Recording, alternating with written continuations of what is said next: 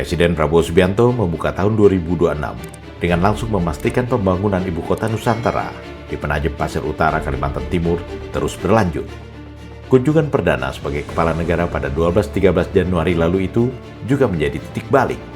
Bukan hanya inspeksi teknis, kunjungan ini juga memperkuat sinyal ekonomi dan politik. Di sela isu keraguan investor, kehadiran Prabowo semacam penegasan bahwa IKN tetap menjadi hal penting bagi negara, sehingga estafet pembangunan tidak akan terputus. Visi pemindahan ibu kota bukanlah barang baru. Sejak Soekarno merancang Palangkaraya tahun 1957 untuk dekonsentrasi Jawa, hingga Jokowi memulai groundbreaking pada tahun 2022, mimpi pemindahan ibu kota selalu tentang pemerataan dan pertumbuhan baru. Itulah sebabnya ketika Prabowo mengambil estafet dengan kunjungan perdana, yang terbaca adalah sebuah makna konsistensi negara melewati pergantian kekuasaan. Kedatangan Prabowo menjadi sinyal bahwa ini bukan proyek satu rezim, tapi agenda nasional jangka panjang.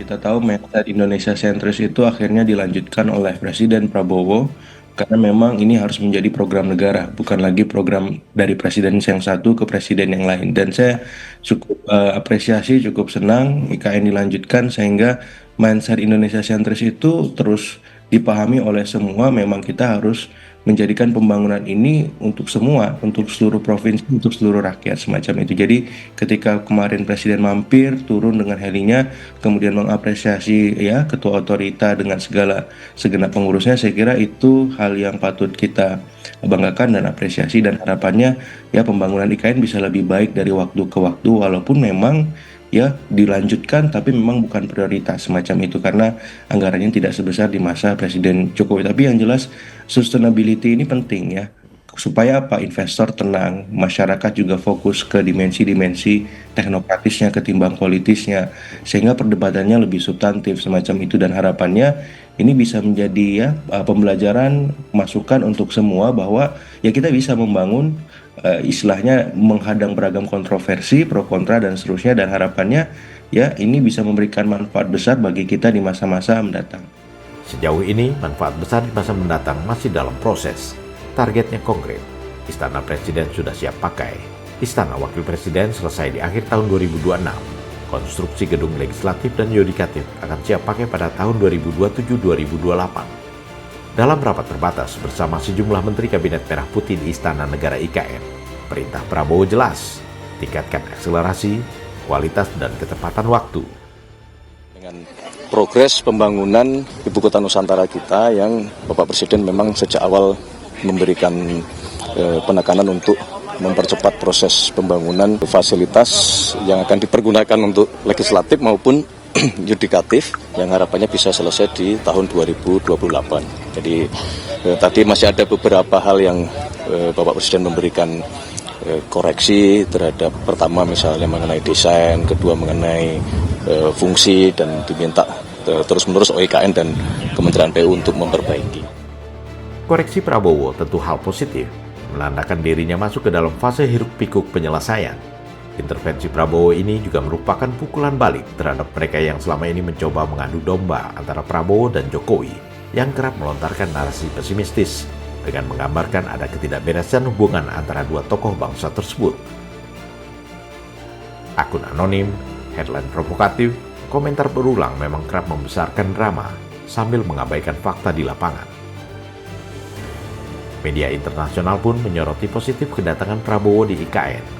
Bloomberg misalnya menuliskan bahwa kehadiran Prabowo sebagai sinyal berkelanjutan terhadap proyek warisan Jokowi. Sedangkan Reuters menekankan kunjungan ini membangkitkan kepercayaan investor setelah target pemindahan 2024 gagal. Begitu juga South China Morning Post yang melihat kehadiran Prabowo sebagai upaya meredakan keraguan investor di sela tekanan fiskal dan pengetatan anggaran. Pemerintahan Prabowo menetapkan 48,8 triliun rupiah dari APBN untuk IKN 2025-2029 dengan jumlah 6 triliun rupiah khusus di tahun 2026. Sejauh ini investasi swasta di luar APBN sudah mencapai 65,3 triliun rupiah dari puluhan entitas. Singkat kata, kunjungan Prabowo ini menjadi pesan langsung ke pasar global bahwa proyek Nusantara tetap berjalan, bukan drama politik semata. Tapi buzzer dan pengadu domba hidup dari ketakutan dan konflik. Keberlangsungan dianggap tidak laris di algoritma, sebab yang laku bagi mereka adalah perpecahan, fitnah dan narasi keengganan Prabowo melanjutkan proyek IKN. Padahal di lapangan yang ada hanya beton, baja, target dan kerja nyata.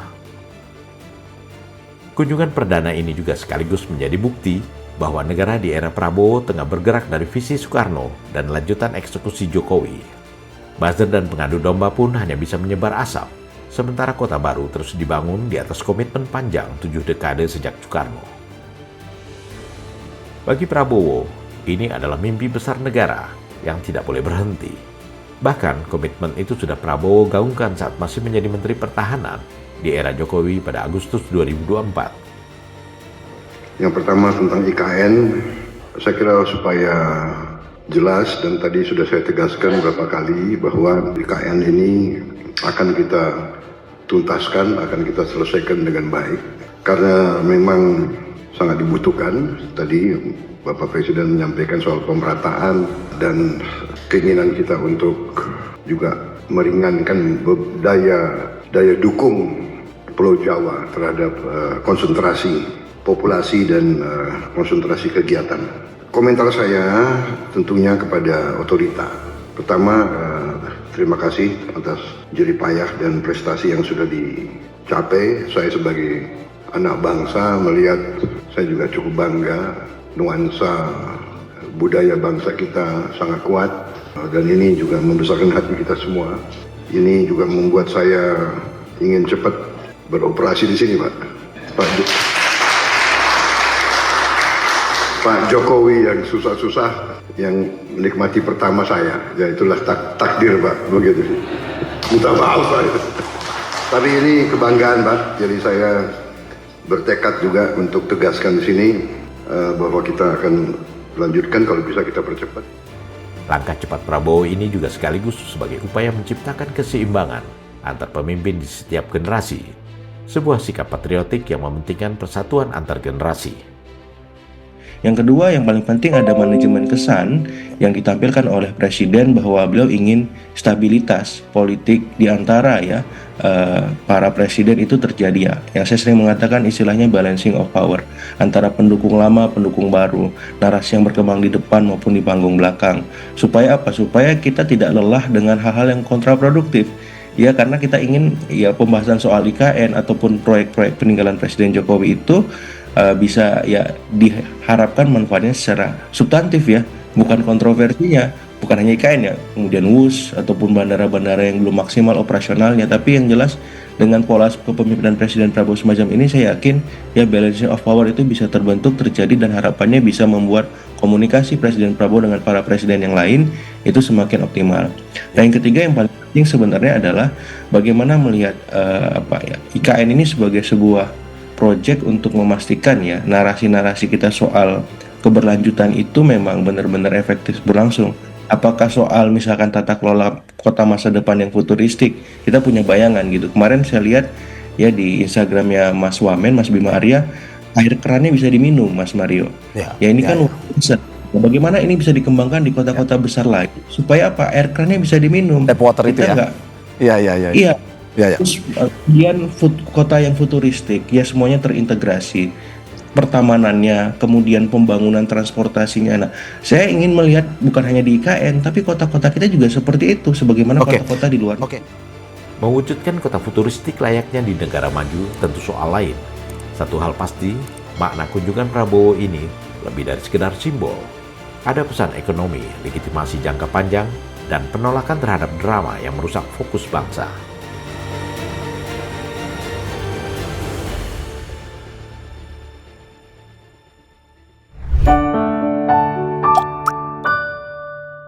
Men of our time.